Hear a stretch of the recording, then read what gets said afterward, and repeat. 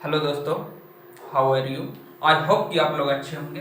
तो चलिए आज के सेशन में acid base and salt 10th class का जो रेगुलर का सेशन चल रहा है उस सेशन में आज दूसरा क्लास लेते हुए हम मनीष कुमार मास्टर एकेडमी की तरफ से आपको आज सेकेंड सेशन चलते हैं एसिड बेस एंड साल्ट। ठीक है, ओके। चलिए एसिड बेस एंड साल्ट, देखिए अध्याय 2, पहले अध्याय 1 हो चुका है, अध्याय 2। देखिए अध्याय 2 का नाम ही है एसिड फ्रीज करते हैं, एसिड बेस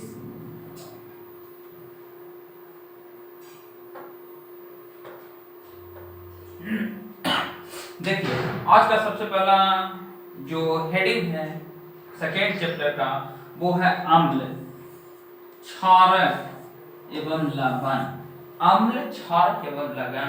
अच्छा, अम्ल कहते किसको है, क्षारक कहते किसको है, या लवण कहते किसको है? सबसे पहली बात ये आ रहा है। ठीक, तो अम्ल के बारे में, एसिड के बारे में सबसे पहले हम लोग जानकारी करेंगे कि अम्ल कहते किसको हैं, एसिड कहते किसको हैं। तो सबसे पहले हम जानेंगे कि जो स्वाद है, पहले टेस्ट करके देख रहे हैं अम्ल के बारे में। तो देखिए टेस्ट करके देखे, जो लिक्विड था, जो भी चीज था उसको टेस्ट करके देखे तो स्वाद में खट्टा लगा तो हम कह दिए अम्ल है। तो अम्ल का एक प्रॉपर्टी हो गया कि स्वाद में खट्टा लगेगा। ठीक है, दूसरा प्रॉपर्टी देखते हैं। ये नीला लिटमस पेपर, एक लिटमस पेपर होता है, उसका कलर जो पहले से नीला है उसको लाल कर देता है। उस पे चाहे 2 बूंद एसिड गिराइएगा, चाहे एसिड में ही डाल दीजिएगा लिटमस पेपर, तो वो लिटमस पेपर जो नीला कलर में है वो आपको लाल में चेंज हो जाएगा। ठीक है, वो कैसा हो जाएगा, लाल में चेंज हो जाएगा। देखिए लाल, यही में चेंज हो जाएगा। इसके बाद देखिए बोलता है कि ये जलीय विलयन में घुल करके H+ आयन देता है। देखिए H+ आयन, सबसे पहले एक और क्वेश्चन भी पूछ चुका है कि एसिड किसे कहते हैं, या हाइड्रोजन किस में नहीं होता है या किस में होता है, इस तरह से। तो एक क्वेश्चन पूछा था कि कौन ऐसा एसिड है जिसमें हाइड्रोजन नहीं होता है। तो गलत बात है, कोई भी एसिड ऐसा नहीं है जिसमें हाइड्रोजन नहीं होता है, H+ आयन नहीं देता है। ठीक, आगे चलते हैं। देखिए एसिड, एसिड शब्द ये आया कहां से, तो ये लैटिन भाषा शब्द से लिया गया है जिसका अर्थ है खट्टा। एसिड का मतलब खट्टा। अब देखिए एसिड के बारे में जानते हैं। एसिड में हम लोग बहुत पढ़ते हैं strong acid, basic acid, strong acid. तो स्ट्रॉन्ग एसिड में आप लोग बता दीजिएगा क्या क्या है। तो देखिए प्रबल अम्ल HCl, H2SO4, HNO3, ये देखिए ये तीनों का तीनों प्रबल अम्ल है। स्ट्रॉन्ग एसिड इसी को कहते हैं। HCl को क्या कहते हैं, तो देखिए यहां से यहां लेकर के चलते हैं, हाइड्रोक्लोरिक अम्ल, हाइड्रोक्लोरिक एसिड, हाइड्रोक्लोरिक एसिड। और ये H2SO क्या है, तो ये हो गया आपको सल्फ्यूरिक एसिड।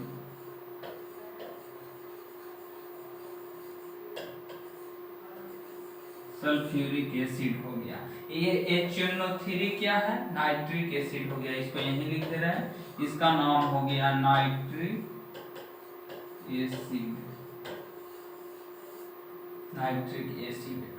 ये तो प्रबल अम्ल हो गया। HCl का यूज कहाँ होता है जी, तो पेट में पचाने में। H2SO4 का यूज कहाँ होता है जी, तो बैटरी में। अगर HNO3 के, तो ये हो गया सीमेंट के कारखाना में, चूड़ी के कारखाना में, वहाँ ये सब का ज्यादा यूज होता है। अब दुर्बल अम्ल का बात जानेंगे, ये तो हो गया स्ट्रॉन्ग एसिड। अब हम लोग जानेंगे कि कमजोर एसिड किसे कहते हैं। तो देखिए CH3COOH को कमजोर एसिड कहते हैं। इसका नाम क्या है जी, तो इसका हो गया ओइक एसिड। और CH3 मतलब कार्बन कितना, 2 कार्बन को बोलते हैं इथानोइक, इथानोइक। ये हो गया इथानोइक एसिड। क्या हो गया, इथानोइक एसिड। और इसी को कहते हैं एसिटिक एसिड। ठीक है, आगे आते हैं लैक्टिक अम्ल। ये हो गया आपको लैक्टिक अम्ल। लैक्टिक अम्ल लैक्टोबैसिलस नामक जीवाणु जो दही में पाया जाता है जी, वही तो है, दही में जो पाया जाता है वो लैक्टिक है। एक और है देखिए बगल में ऑक्जेलिक अम्ल, ये किस में पाया जाता है? टमाटर में। ठीक है, चलिए ऑक्जेलिक अम्ल किस में पाया जाता है? तो टमाटर में। अब देखिए आगे थोड़ा सा चलते हैं। देखिए सांद्र अम्ल किसको कहेंगे? एक तरह का नहीं दिख रहा है,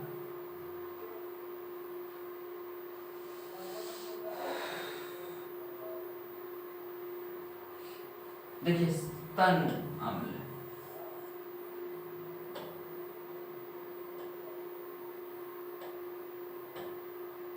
देखिए स्तनु अम्ल किसे कहते हैं? तो जिस अम्ल में अल्प मात्रा में होता है जबकि जल अधिक मात्रा में होता है। देखिए एसिड जो है ना कम मात्रा में, आप एक तरह का एसिड लिए हैं उसमें एसिड कम और जल ज्यादा है, उसको कहेंगे तनु अम्ल। लेकिन सांद्र अम्ल किसको कहेंगे? देखिए सांद्र, अगर सांद्र अम्ल का बात आ जाए, सांद्र अम्ल, तो इसमें क्या होगा? सांद्र अम्ल में कि अम्ल अधिक होगा, मैक्सिमम क्या होगा? मैक्सिमम एसिड होगा आपको, और जल लेस वाटर रहेगा। मैक्सिमम एसिड और लेस वाटर। ठीक, यानी कि पानी कम मात्रा में हो और एसिड ज्यादा मात्रा में हो तब उसको कहेंगे सांद्र अम्ल। उसको क्या कहेंगे? सांद्र अम्ल। अब इसके बाद एसिड हो गया, इसके बाद चलते हैं बेस पे, क्षारक पे। देखिए क्षारक, ये सब बहुत इंपॉर्टेंट पॉइंट है 10th क्लास के लिए, ये सब बहुत ही ज्यादा इंपॉर्टेंट पॉइंट है। अब देखिए क्षारक के लिए जब उसमें देखे थे हम लोग, क्या देखे थे कि वो स्वाद में कैसा था? खट्टा था। तो ये स्वाद में आपको कड़वा हो जाएगा। कैसा हो जाएगा? कड़वा। वहां था कि लिटमस पेपर को लाल कर रहा था, तो यहाँ लाल से नीला कर देगा। लाल से कैसा कर देगा? देखिए लाल लिटमस पेपर को नीला में बदल देगा। अब देखिए वो जलीय विलयन में H+ आयन दे रहा था, तो ये OH- आयन देगा। नीला में बदला है, OH- देगा। देखिए नीला में, यहाँ नीला में बदल दिया, यहाँ OH- दिया। अब देखिए वहां पर एक प्रबल अम्ल में देख रहे थे कहाँ? HCl HNO3, लेकिन यहाँ प्रबल क्षारक में NaOH हो जाएगा, KOH हो जाएगा, CaOH का whole 2, NaOH sodium hydroxide, KOH potassium hydroxide और CaOH के होल 2, यानी कि कैल्शियम हाइड्रोक्साइड बोलिए या बुझा हुआ चूना बोलिए। ठीक है, अब दुर्बल अम्ल में कौन हो जाएगा? NH4OH, ये दुर्बल अम्ल, कमजोर अम्ल में ये हो जाएगा। अब देखिए क्षार, क्षार किसे कहते हैं? ये तो क्षारक पढ़ रहे थे, क्षारक। देखिए क्षार किसे कहते हैं? क्षार, क्षार अल्कली। देखिए जल में घुलने पे क्षारक को क्षार कहा जाता है। एक मिनट, हाँ, जल में घुलने पर क्षारक को क्षार कहते हैं। जैसे एग्जांपल में NaOH, KOH, MgOH, ये सब जितना है ये क्षार रहेगा आपका। देखिए लवण, लवण किसे कहते हैं? जब एसिड और बेस को दोनों को आपस में मिला दीजिएगा ना, तो उससे जो प्राप्त होगा तीसरा यौगिक, थर्ड यौगिक, वो थर्ड यौगिक को क्या कहेंगे? सॉल्ट कहेंगे, लवण कहेंगे।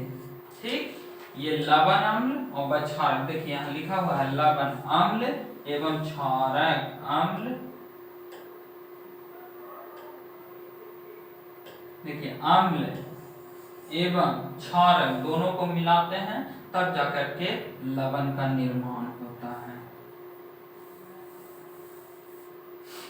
अब देखिए उदाहरण में NaCl, NaCl हो गया, KCl हो गया, ये सब उदाहरण में है सॉल्ट का। देखिए सूचक, इंडिकेटर, इंडिकेटर के बारे में आगे जान रहे हैं, चलिए देखिए आगे।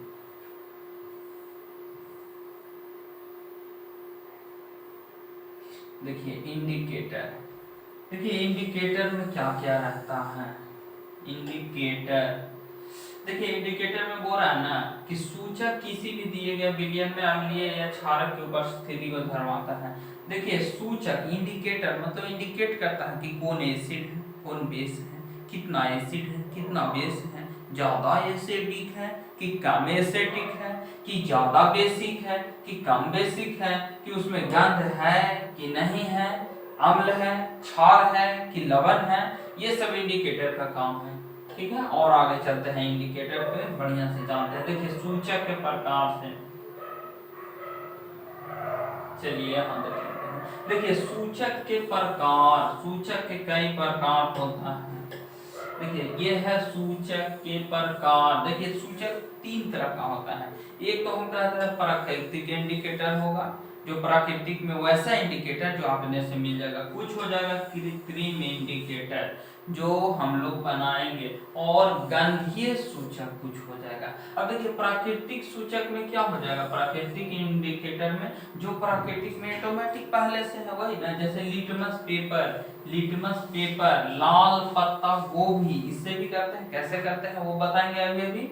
हाइड्रोजिया का पौधा का फूल, हल्दी, ये सब है आपको प्राकृतिक, हल्दी, ये सब जितना भी चीज है प्राकृतिक इंडिकेटर। कृत्रिम इंडिकेटर में कौन कौन रहता है, तो देखिए मेथिल ऑरेंज आ जाएगा, फेनेफ्थलीन हो जाएगा, ये सब रासायनिक पदार्थ हो जाएगा। और गंधीय में तो ये गंध अम्लीय हो जाएगा। प्याज, प्याज देखे होंगे, लौंग का तेल देखे होंगे, ये सब जो है गंधीय सूचक में आ जाता है। आप देखिए इसको डिटेल में देख रहे हैं।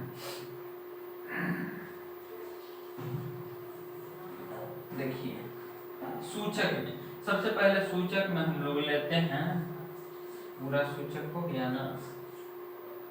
देखिए पूरा सूचक में, ये पूरा सूचक में हम लोग लेते हैं क्या, सबसे पहला नंबर पे लेते हैं लिटमस पेपर। देखिए लिटमस पेपर, ठीक, ये प्राकृतिक सूचक है, हम लोग जान रहे हैं। तो देखिए लिटमस पेपर को अगर एसिड में डालेंगे तो लाल हो जाएगा कलर। कैसा हो जाएगा, लाल हो जाएगा कलर, यहाँ पे लाल हो जाएगा, लाल, ठीक। और इसके बाद कह रहा है कि अगर बेस में डालेंगे तो नीला हो जाएगा। कैसा हो जाएगा, नीला हो जाएगा। तब जाकर के हम बोलेंगे लिटमस पेपर एसिड में लाल रंग दे देगा और क्षार यानी कि बेस में नीला दे देगा। आगे देखिए, फिर बोला कि लाल पत्ता गोभी का रस एसिड में जैसे ही मिलाएंगे, चाहे एसिड को उस पे डालेंगे तो इसका कलर लाल हो जाएगा, और बेस में करेंगे तो इसका कलर हरा हो जाएगा। बेस में इसका कलर कैसा हो जाएगा, हरा, इसका कलर हरा हो जाएगा। ठीक है, आगे आते हैं हल्दी के बारे में आते हैं। देखिए हल्दी में कोई बदलाव नहीं होता है, एसिड में हल्दी में कोई बदलाव नहीं होगा, लेकिन जैसे ही हम लोग क्षार देंगे, उस पे क्षारक देंगे यानी कि बेस देंगे, तो बेस देने के साथ ही उसका कलर रेड हो जाएगा। देखते हैं हम लोग बर्तन मांजने जाते हैं तो बर्तन में थोड़ा सा हल्दी का लगा हुआ रहता है, सब्जी बनाते हैं तो हल्दी वाला लगा हुआ रहता है। जैसे ही सरफ डालिएगा ना, देखिएगा लाल हो जाएगा उसका कलर, तो वही लाल हो जाता है। अब देखिए हाइड्रोजिया का फूल का रस, वो रस लाएंगे और रस को एसिड में जैसे ही मिलाएंगे तो वो नीला हो जाएगा, लेकिन वही रस को एसिड में ना मिला करके क्षार में मिलाएंगे यहाँ पे तो वो गुलाबी कलर का हो जाएगा। कैसा हो जाएगा, गुलाबी कलर का हो जाएगा।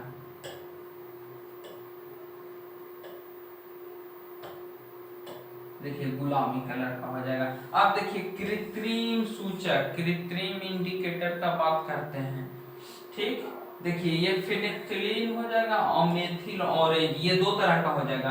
अब फेनेफ्थलीन जो रहेगा, जैसे ही उसको एसिड में डालिएगा तो वो रंगहीन, कोई रंग नहीं देगा, जैसा है बेचारा वैसे रह जाएगा, रंगहीन रह जाएगा। और ये बेस में गुलाबी हो जाएगा। मेथिल ऑरेंज लाएंगे तो लाल, एकदम डीप कलर लाल, लेकिन इसी को क्षार में डालेंगे तो देखिए पीला कलर देते हैं, ठीक।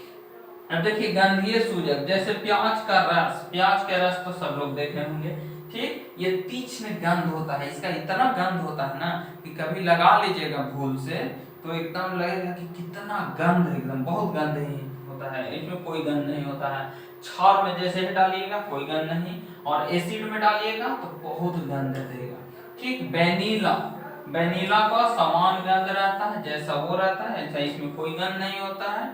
और लौंग का तेल, लौंग का तेल में भी समान गंध रहता है और इसमें कोई गंध नहीं होता है। यानी कि ये वाला प्याज का रस, वेनिला का रस, ये सब का सेम होता है। ठीक है, अब आगे आते हैं। देखिए अम्लों और क्षार के रासायनिक गुण। देखिए धातु की अभिक्रिया, जब धातु के साथ अम्ल को अभिक्रिया करवाते हैं, अम्ल का अभिक्रिया धातु के साथ अगर करवाते हैं तब क्या होता है। तो देखिए अम्ल को धातु के साथ जैसे ही करेंगे ना तो लवण बन जाएगा। जैसे HCl यहाँ अम्ल है, Zn के साथ किए तो ZnCl2 बन गया और H2 गैस रिलीज हो जाएगा। ये बहुत बार क्वेश्चन पूछा है कि अम्ल के साथ धातु को मिलाने पे लवण प्लस क्या बनता है, तो यही हाइड्रोजन गैस बनता है। क्षारक प्लस धातु को मिलाने पे क्या बनता है, लवण प्लस हाइड्रोजन गैस मुक्त होता है। तो ये आपको क्वेश्चन जानने वाला चीज है कि हमेशा कौन से गैस मुक्त हो रहा है ये। अब पॉप टेस्ट करते हैं। पॉप, देखिए हाइड्रोजन गैस निहित परख नली के पास जब एक जलती हुई मोमबत्ती लाई जाती है तो वह पॉप ध्वनि के जैसे देखते हैं गैस जलता रहता, फुद फुद करते रहता, ऐसे आवाज करते रहता है, समझे। तो वही पॉप साउंड है। साउंड के साथ जो जलता है वो हाइड्रोजन गैस निहित रहता है, उसमें हाइड्रोजन गैस रहेगा तभी वो पॉप ध्वनि के साथ गैस जलेगा, जो भी चीज जलने वाला चीज है, अन्यथा नहीं। अब आगे आते हैं धातु कार्बोनेट के साथ। वो तो अभी अभी हम लोग क्या किए थे इससे, ये दूसरा है, वो पहला था इससे पहले वाला पहला था, ये दूसरा हम लोग देखते हैं रिएक्शन। पहला में हम लोग देखे कि धातु के साथ कोई भी एसिड को मिला रहे हैं या बेस को मिला रहे हैं तो लवण प्लस H2 गैस मुक्त हो रहा है। लेकिन वही धातु के साथ धातु कार्बोनेट या धातु बाइकार्बोनेट, यानी कि धातु कोई भी धातु है सोडियम तो Na2CO3 और NaHCO3, ये दोनों में से कोई भी के साथ अगर एसिड के साथ, देखिए यहाँ लिख दिया है Na2CO3, ये धातु के कार्बोनेट है। अगर अम्ल के साथ मिलाते हैं तो यहाँ पे लवण बनेगा प्लस जल और CO2, ये याद रखने वाला बात है कि CO2 गैस रिलीज होगा। और वही यही कंडीशन चाहे धातु के कार्बोनेट हो चाहे धातु के बाइकार्बोनेट हो, अगर हम अम्ल के साथ ना मिला करके इस बार यही क्षार रख देते हैं, देखिए यहाँ पे, तो ये क्षार के साथ कोई भी प्रतिक्रिया नहीं करेगा। ठीक है, इसलिए एक ही जानना जरूरी है। आगे देखिए चूने के पानी का टेस्ट करके देख रहे हैं। बोल रहा है कि कार्बन डाइऑक्साइड को चूने के पानी के साथ प्रवाहित कर रहे हैं। कार्बन डाइऑक्साइड यानी कि CO2 चूने का पानी CaO के साथ जब मिलाते हैं, देखिए यहाँ CaOH के होल 2 बुझा हुआ चूना जी, हाँ, CO2 के साथ मिलाते हैं तो क्या बनेगा, CaCO3 बन जाएगा और H2O बनेगा। ठीक है, और ये देखिए Ca जहां रहता है ना, Ca का कलर ही व्हाइट होता है, इसलिए ये पूरा जो यौगिक है ये पूरा का कलर कैसा हो जाना चाहिए, व्हाइट हो जाएगा। देखिए यहाँ लिखा भी हुआ है सफेद अवक्षेप प्राप्त होता है। अब देखिए अधिक मात्रा में CO2 प्रवाहित करने पर क्या होता है, तो आगे चलते हैं। CO2 अधिक मात्रा में प्रवाहित करने पे क्या होता है,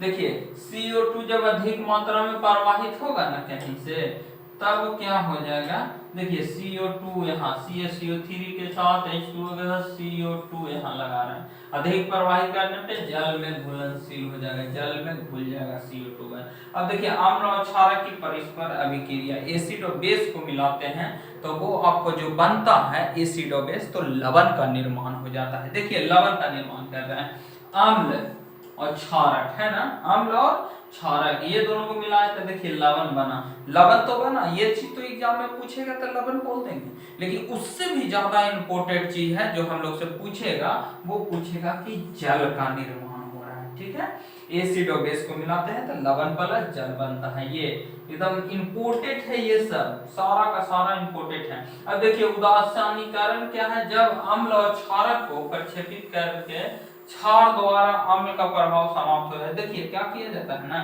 कि एसिड का खत्म कर देना होता है तो क्षार डालते हैं, तब इस तरह का परिणाम जो आता है ना, लवण प्लस जल जो प्रभाव, ये सब उदासीनीकरण होता है। देखिए इसमें बहुत सारा दिया गया है कि प्रबल अम्ल को और दुर्बल अम्ल के साथ मिलाते हैं तो अम्लीय लवण बनता है प्लस वाटर निकलता है।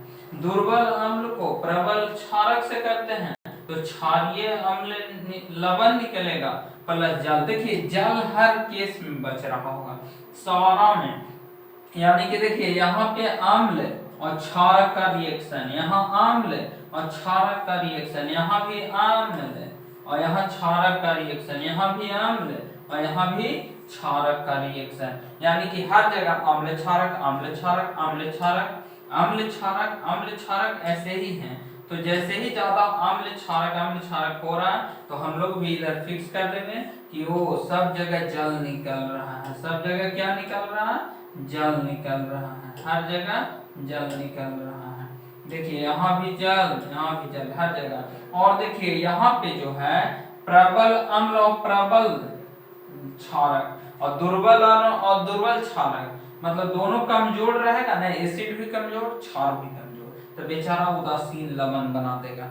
यहाँ पे जो लवण बनेगा वो उदासीन, चाहे स्ट्रॉन्ग भी रहेगा, स्ट्रॉन्ग एसिड और स्ट्रॉन्ग बेस, देखिए दोनों स्ट्रॉन्ग यहाँ पे हैं, है ना, तो भी इस केस में उदासीन लवण बन जाएगा।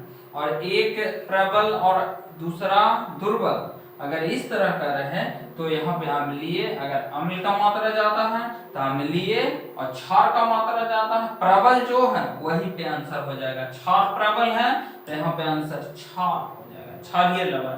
आया समझ में कैसे क्यों होगा क्षारीय? चलिए आगे देखते हैं। देखिए यहाँ पे एक पॉइंट थोड़ा सा देख लेते हैं। देखिए यहाँ बोल रहा है कि अम्लों के साथ, देखिए अम्लों के साथ धात्विक ऑक्साइड की अभिक्रिया जब करते हैं, यानी कि एसिड के साथ क्या मिला रहे हैं जी, धात्विक, देखिए क्या मिला रहे हैं, धात्विक ऑक्साइड, ये मिला रहे हैं धात्विक ऑक्साइड।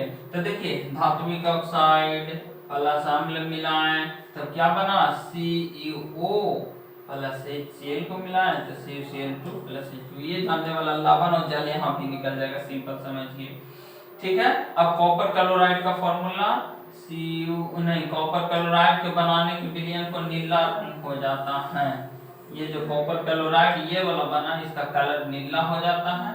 और धात्विक ऑक्साइड की प्रवृत्ति क्षारीय होती है क्योंकि ये अम्ल के साथ अभिक्रिया करके लवण और जल बनाता है, जो हर बार बता रहे हैं, बार बार बता रहे हैं कि एसिड बेस रहेगा तो जल जरूर बनेगा, ठीक है। आगे चलते हैं।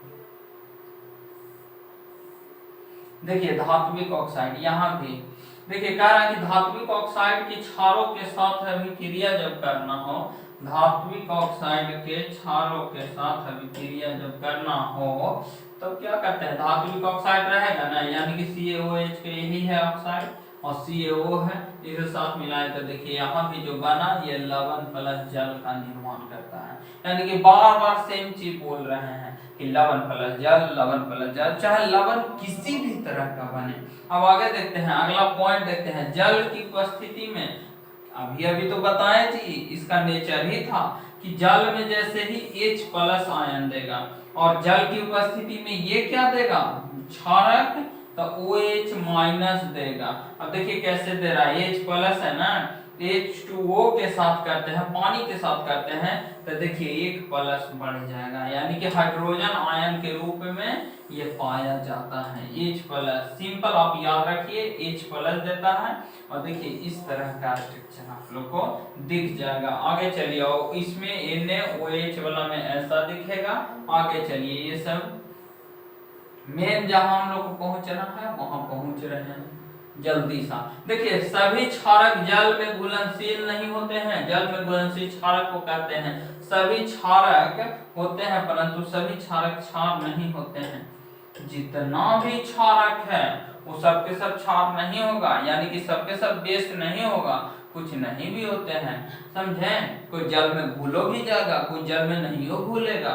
अब देखिए जल के साथ अम्ल या क्षारक को मिलाने से के समय सावधानी क्या बरतना चाहिए, बताइए कि हमेशा अम्ल और जो क्षारक है ना जल में मिलना चाहिए, जल में ही मिलना चाहिए, ये ना कि किसी और चीज में मिला दीजिएगा ना और हिलाते भी रहना चाहिए, मिला करके उसको मिला दीजिए और फिर उसको ऐसे ऐसे बहुत देर तक हिलाइए, तब उसका कलर चेंज होगा जो भी होना, क्योंकि यह प्रक्रिया अत्यंत ऊष्माक्षेपी है।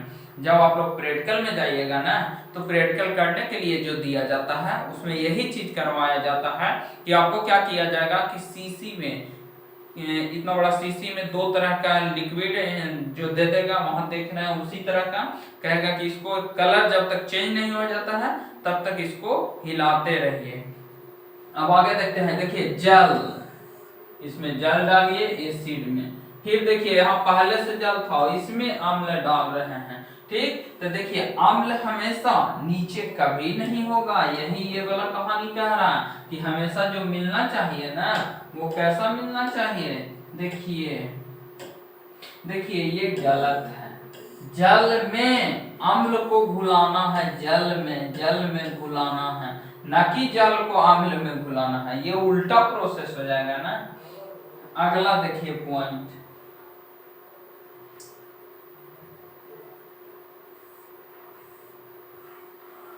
हाँ देखिए सांद्र अम्ल में जल मिलाने पे उत्पन्न उष्मा को कारण मिश्रण, एक मिनट, हाँ देखिए कह रहा है कि सांद्र अम्ल का बात पहले ही बताए थे कि सांद्र अम्ल कहते किसको है, ठीक। तो वो बोल रहा है कि सांद्र अम्ल में जल मिलाने पर उत्पन्न जो एनर्जी होता है, उष्मा जो होता है, उसके कारण उसको अस्फीलित होकर बाहर आ सकता है, वो बाहर आ जाता है, ठीक, तथा आप जल सकते हैं, समझे। सांद्र वाला जो रहेगा वो हो सके कि उसमें बाहर आ जाए और आग लगा हुआ रहे, जल जाए, इसलिए कहा जाता है कि ये एकदम कांच का पात्र भी टूट सकता है, इतना हैवी कभी कभी हो जाता है, इसलिए आप दूर रहें, सावधानी बरतें, इस तरह का बात। अब जल को अम्ल में डालने से क्या होता है, तो मिश्रण अस्फीलित होकर के बाहर आ सकता है या स्थानीय टेम्परेचर के कारण कांच का पात्र टूट भी सकता है, दोनों काम हो सकता है, यहाँ पे दोनों काम हो सकता है। अब देखिए यहाँ पे एसिड के साथ पहला एक ये देख लेते हैं बढ़िया से, तब आगे चलेंगे। देखिए अम्ल के साथ अभिक्रिया करवा रहा है जी, अम्ल के साथ अभिक्रिया करवा रहा है। देखिए ये है अम्ल, आपका क्या है, अम्ल, ये हो गया अम्ल। अब देखिए ये अम्ल के साथ सबके, देखिए अम्ल के साथ क्या क्या कर रहा है, देखिए अम्ल के धातु के साथ अम्ल मिलाते हैं तब क्या होता है, देखिए धातु प्लस अम्ल तो लवण बन जाएगा और H2 गैस मुक्त हो जाएगा, ये याद रखने वाली बात है, ये याद रखने वाली बात है।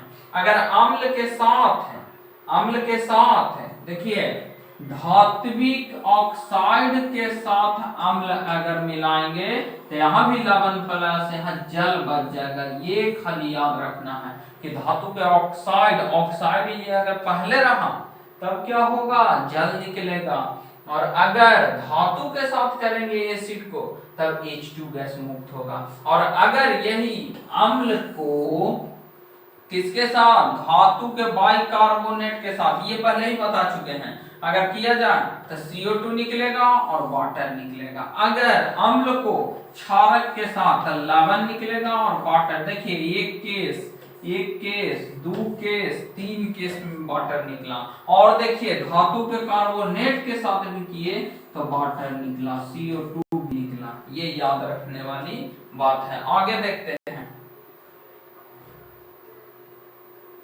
दूसरा वाला देखते हैं, ये हो गया, चलिए ये हो गया आपका क्षारक के साथ। देखिए क्षारक के साथ क्या हो जाएगा, ये है क्षारक, ये क्या है, देखिए क्षारक। अब इस क्षारक के साथ अगर धातु के साथ क्षारक को मिलाते हैं, ये दोनों को आपस में मिलाते हैं तो लवण बनेगा और यहाँ भी H2 गैस मुक्त होगा। लेकिन अगर इस क्षारक के साथ धातु के ऑक्साइड मिलाते हैं तो यहाँ लवण प्लस जल बनेगा। एसिड में भी सेम कंडीशन था। अब देखिए धातु के बाइकार्बोनेट मिलाते हैं इसके साथ, तो यहाँ पे कोई अभिक्रिया नहीं होगा, कोई अभिक्रिया नहीं होगा, ठीक है।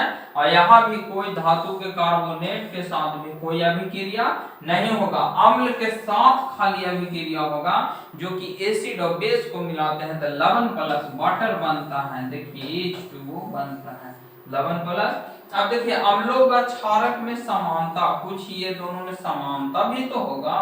तो देखते हैं कि अम्ल और क्षारक में क्या क्या समानता है, देख लेते हैं। देखिए क्या क्या समानता है अम्ल और क्षारक में समानता।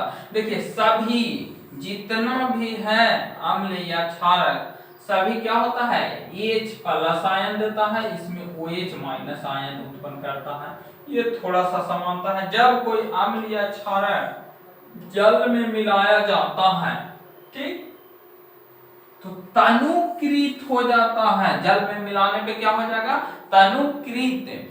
तनुकृत कहने का मतलब कि H2O रहेगा तो उसका आयनीकृत होकर के या तो वहां पे नेगेटिव चार्ज बढ़ जाएगा या तो पॉजिटिव चार्ज बढ़ जाएगा। यानी कि H2O है तो हाइड्रोजन H3O प्लस बढ़ जाएगा या OH माइनस के प्रति आयतन की कमी हो जाएगा, ठीक है। अब देखिए क्षार अम्ल की प्रबलता क्या है। किसी क्षार या अम्ल की प्रबलता के द्वारा उत्पन्न जो H प्लस आयन बनेगा एसिड के कारण, या बेस के कारण जो OH माइनस आयन की संख्या बनेगा, वो दोनों पे आयन की संख्या पे निर्भर करेगा कि कितना है। अब देखिए किसी अम्ल या क्षारक की प्रबलता हम एक सार्वभौमिक सूचक द्वारा ज्ञात कर सकते हैं। अब सूचक बताए थे बहुत सारा, ऐसे यूनिवर्सल इंडिकेटर में आप लोग जानते होंगे कि हाइड्रोजन आयन की सांद्रता विभिन्न रंगों द्वारा प्रदर्शित किया जाता है। हाइड्रोजन रंगों की अनेक, यहाँ पे बहुत सारा मिश्रण रहेगा, वो कहना नहीं है। अब देखिए आते हैं पीएच स्केल, बहुत ही इंपॉर्टेंट है पीएच स्केल। देखिए पीएच स्केल, देखिए एसिड और बेस, देखिए स्केल ऐसा होता है। देखिए इस तरह का स्केल बना हुआ रहेगा पीएच स्केल। यहाँ पे H प्लस और यहाँ पे POH रहेगा, बीच में 7 रहेगा वैल्यू, और इधर 1 2 3 जो भी इधर होगा इधर इधर, तो देखिए 7 यहाँ पे 1 2 3 4 5 6 7 और इधर 8 9 10 14 तक जाएगा, बीच में 7, यहाँ पे 7, उधर एकदम लास्ट में 14 और शुरू में 1। कहा गया है कि जिसका पीएच वैल्यू 7 से कम हो, यानी कि जितना यहाँ 7 है ना, 7 ही से सबको किया गया है, ये 7 है, इससे जितना इधर जाएंगे उतना एसिडिक होते जाएगा। एसिड मतलब क्षार, और इधर जितना जाएंगे इधर बेसिक होते जाएगा। बेसिक मतलब क्षारक होते जाएगा इधर वाला। अब देखिए यहाँ पे अगर बोलेंगे कि पीएच वैल्यू 1 है तो खूब एसिडिक होगा, 2 है तो एसिडिक होगा, 7 है तो वो न्यूट्रल होगा, न एसिड न बेस। और ये 7 शुद्ध जल का पीएच वैल्यू 7 होता है, ठीक है। वो यहाँ पे एकदम रहेगा, शुद्ध मिट्टी हो शुद्ध जल हो कुछ भी हो, उसका पीएच वैल्यू 7 होगा और वो बीच में रखा जाएगा। तो यहाँ से जितना इधर जाएंगे हम लोग, इधर क्या होगा, इधर होगा आपका एसिडिक नेचर कमते जाएगा और इधर में आपका होगा कि बेसिक नेचर कमते जाएगा। अब देखिए पीएच स्केल आप पढ़ते हैं। देखिए पीएच स्केल दिया किसने था, सोरेनसन। देखिए सोरेनसन, पीएच स्केल सोरेनसन ने दिया था। और इसमें क्या होता है, पीएच स्केल कहते हैं कि किसी विलयन में उपस्थित H प्लस आयन की सांद्रता ज्ञात की जाती है कि H प्लस कैसा है। तो H प्लस जैसे ही मिलता है उसी को पीएच स्केल कहते हैं, ठीक। यानी कि इसका देखिए पीएच में P का मतलब क्या है, पोटेंज, पुशान जिसको हिंदी में कहते हैं, ये एक जर्मन शब्द है। पीएच पोटेंस जो P है ये जर्मन शब्द है और इसका अर्थ होता है शक्ति। अगर देखिए शक्ति, कितना शक्ति है उसमें वही शो करता है। अब देखिए पीएच वैल्यू अगर 7 हो तो वो विलयन उदासीन होगा, 7 से अगर कम हो पीएच वैल्यू तो वो अम्लीय होगा, 7 से ज्यादा हो तो वो क्या हो जाएगा, क्षारीय हो जाएगा। जिसका वैल्यू 5 नहीं, 7 से कम वो अम्लीय, 7 से ज्यादा क्षारीय, अगर 7 के बराबर है बाबू तो वो हो जाएगा उदासीन। अब देखिए यह स्केल 0 से 14 तक रहता है, बताएं ही कि फर्स्ट में 0, 1, 2 से लेकर के 14 तक रहेगा, ये स्केल में उपयोग किया जाता है। अब देखिए दुर्बल, आगे चलते हैं। देखिए यही स्केल था, ये दोनों एक ही में करके इधर जो है, इधर वाला ये साइड वाला जो है ना एसिडिक को, दुर्बल अम्ल को शो कर रहा है, और इधर वाला प्रबल अम्ल को शो कर रहा है, ये प्रबल क्षार को शो कर रहा है, ये दुर्बल क्षार को, वही वाला जो पहले बताया। देखिए ये भी स्केल है वैसा ही। देखिए इसमें क्या बता दिया गया है, देखिए इसमें बढ़ती हुई अम्लीयता की प्राकृतिक, 7 से इधर कमा तो अम्लीय हो जाएगा, 7 से बढ़ा तो देखिए बढ़ती हुई क्षारकता को शो कर रहा है, यानी कि क्षारीय उधर हो जाएगा, इधर H प्लस की वृद्धि होगा, इधर H प्लस आयन सांद्रता की कमी होगा, यानी कि OH की वृद्धि होगा उधर, ठीक है। अब देखिए दैनिक जीवन में कुछ उपयोग देख लेते हैं पीएच वैल्यू का।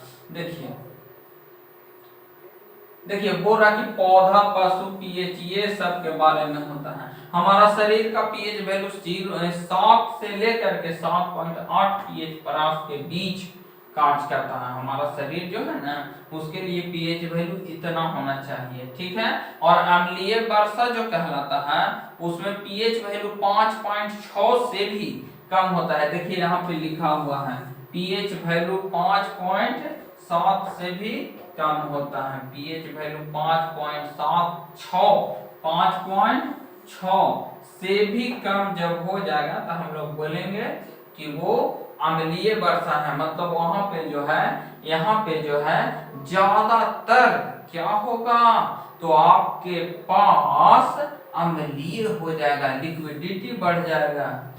अब आते हैं मिट्टी का पीएच वैल्यू कितना, तो देखिए अच्छी उपज के लिए जो है ना 7 चाहिए, अब बाकी कम बेसी भी हो सकता है मिट्टी का, ऐसे 7 लगभग होना चाहिए। हमारे पाचन तंत्र का पीएच वैल्यू ये किस पे डिपेंड करता है, तो ये HCl क्या रहा है, HCl 7 से कम होना चाहिए इसका पीएच वैल्यू। आगे देखिए पीएच परिवर्तन के कारण दंत क्षय जो होता है तो कितना, तो मुंह का पीएच का मान 5.5 से कम होने पर दांतों का ये क्षय प्रारंभ हो जाता है, दांत झड़ने लगेगा जब पीएच वैल्यू कम जाएगा मुंह का, तो ठीक। दांतों का इनेमल दंत बल्क कैल्शियम फॉस्फेट से बना होता है जो कि शरीर का सबसे कठोर पदार्थ है।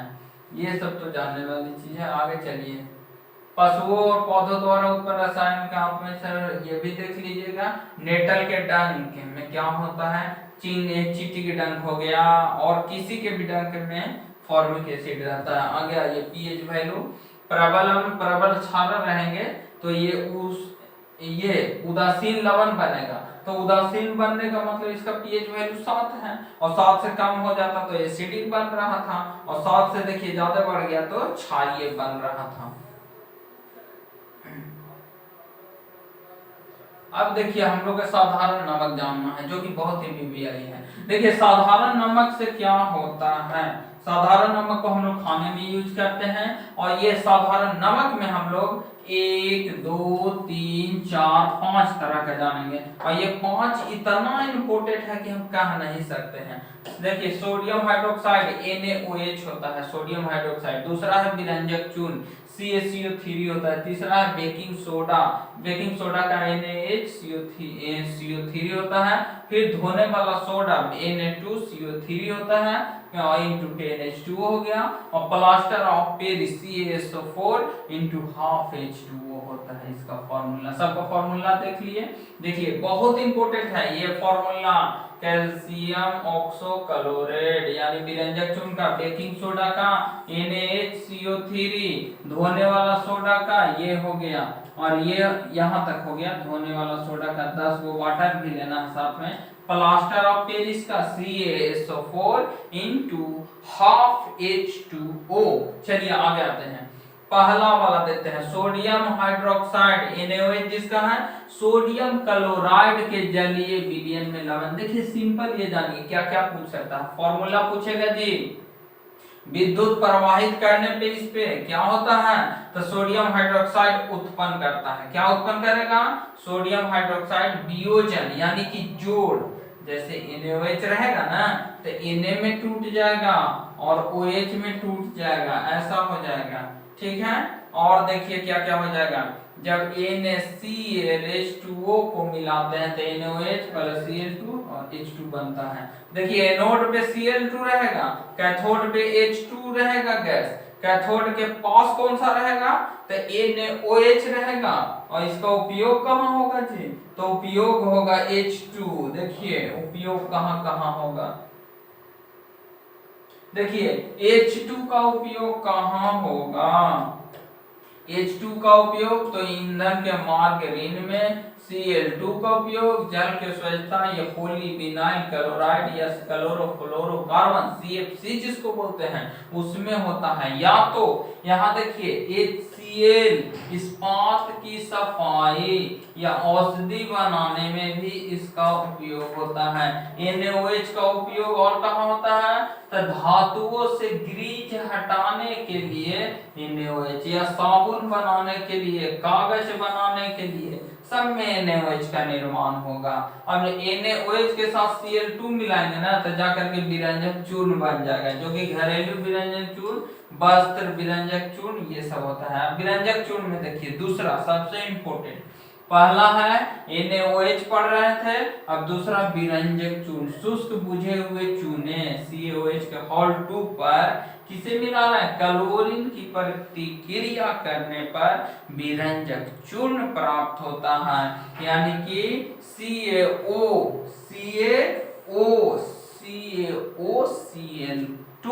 ये बनेगा इंटू H2O बनेगा। अब देखिए विरंजक चूर्ण का उपयोग थोड़ा देख लेते हैं, विरंजक चूर्ण का उपयोग कहाँ कहाँ होता है, तो देखिए वस्त्र उद्योग में कहाँ होता है विरंजक चूर्ण का उपयोग,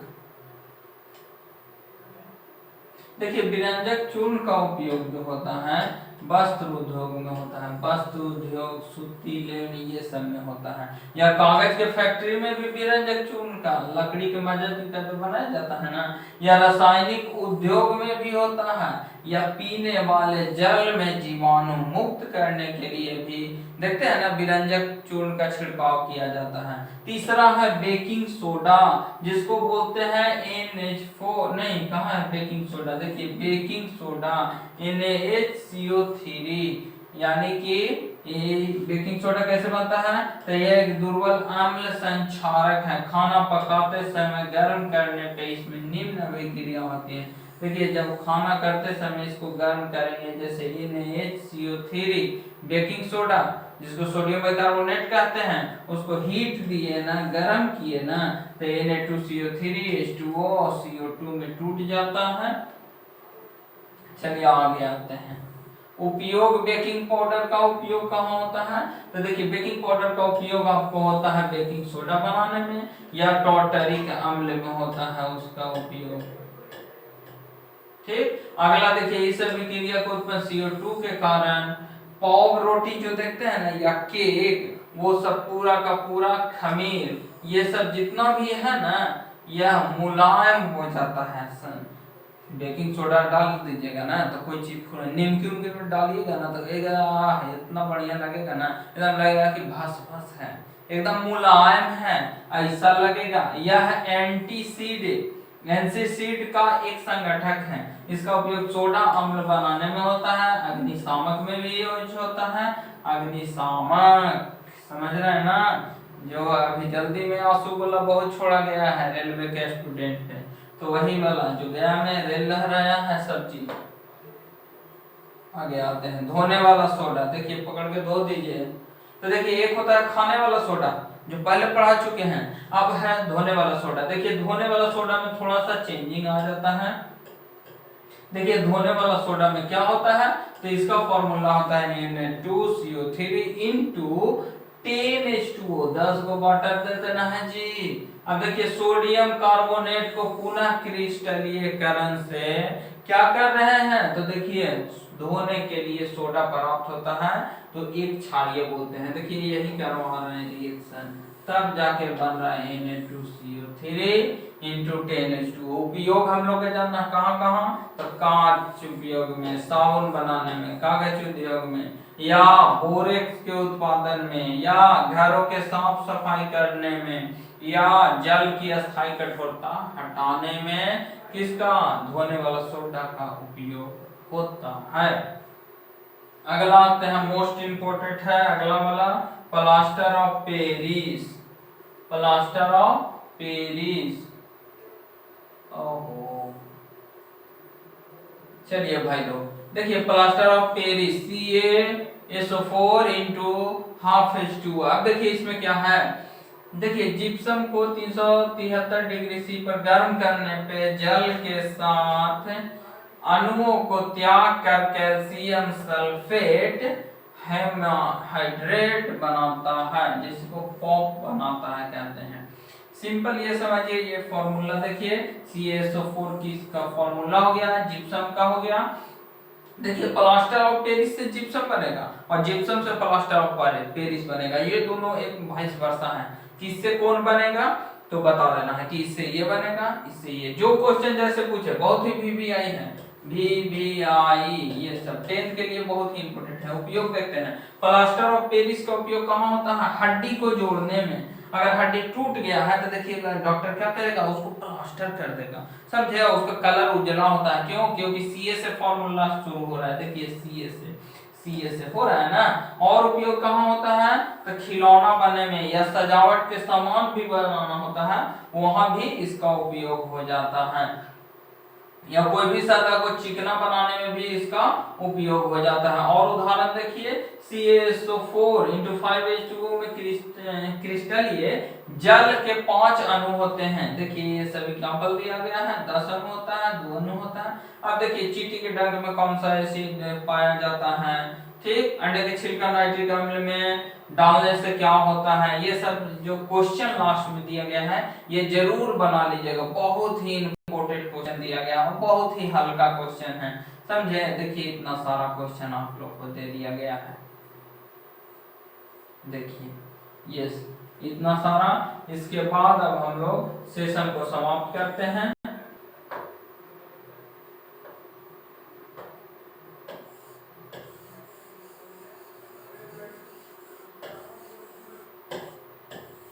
थैंक्स फॉर वॉचिंग। चलिए आपने इतना देखा है। अब अगर आपको ये सेशन अच्छा लग रहा है तो प्लीज सब्सक्राइब कीजिए और आगे शेयर कीजिए, क्योंकि शेयर कीजिएगा तो आपका प्रॉफिट है, मेरा भी प्रॉफिट है। चलिए तो ठीक है, बस आज के लिए इतना ही। Thank you, good day.